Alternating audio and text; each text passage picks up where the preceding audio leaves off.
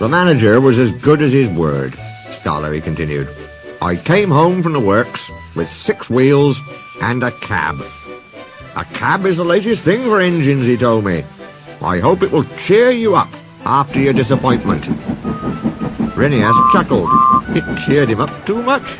And those silly coaches made him worse. Such a handsome engine, they tittered. 6 wheels and a cab so distinguished, my dear, it's a pleasure to see him. He soon got too big for his wheels. Scarlowy smiled ruefully. Oh, he did too, he said. Go on, Renias. He boasted about his cab till I was tired, said Renias. You should get one like me and be up to date, he would say. No, thank you, you look like a snail with that house on your back. You don't go much faster either. Slow am I, let me tell you. Who was late 3 times last week? Oh, it's no use talking. You're just an old stick in the mud. He called me more names and we quarrelled. We ended up back to back, not speaking. It went on for days and days. One dark Monday morning, Scarlowy had to take the workman's train to the quarry. It had rained for 3 days. You always pick on me for wet days, he complained.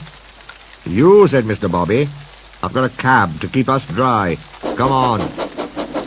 Scarlowy slipped and snorted on the damp rails. He began to wonder if cabs were worth it. An hour later, I was warming up when Scarlowy's guard came coasting down in an empty truck. He stopped by our shed. There's a landslide beyond the tunnel, he said. Scarlowy's will run into it. He's stuck.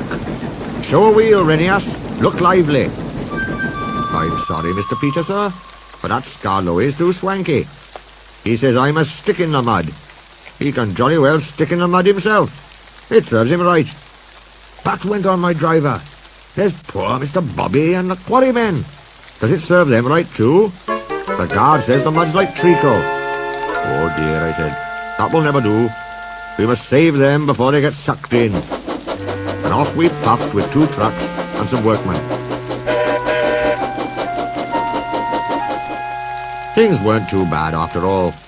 The men had partly cleared the line and had levered Scarlowy back. He was hissing and grumbling dreadfully, but we didn't listen to him. We cleared the rest of the line and I pushed Scarlowy out of the way before taking the quarrymen to work.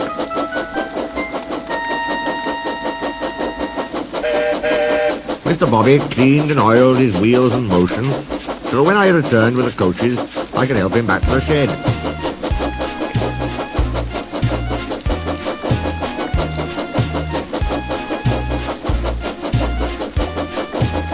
I'm sorry I was swanky, he said at last. Thank you for helping me. Not at all, I said. I was still cross. Then Scarlowy began to laugh. I'm a stick in the mud after all, he gurgled helplessly. Not you. I laughed too. I couldn't help it. He looked so funny. We were laughing when the cleaners came. We were still laughing when they left. Poor engines, they said, tapping their foreheads. But we weren't mad. We'd learnt sense, and we've been firm friends ever since. It was nearly dark. The listeners stirred and stretched. Thank you, Scarlowy and Renias, they said. Now you've told us about the old days, we can give you both a splendid birthday next week.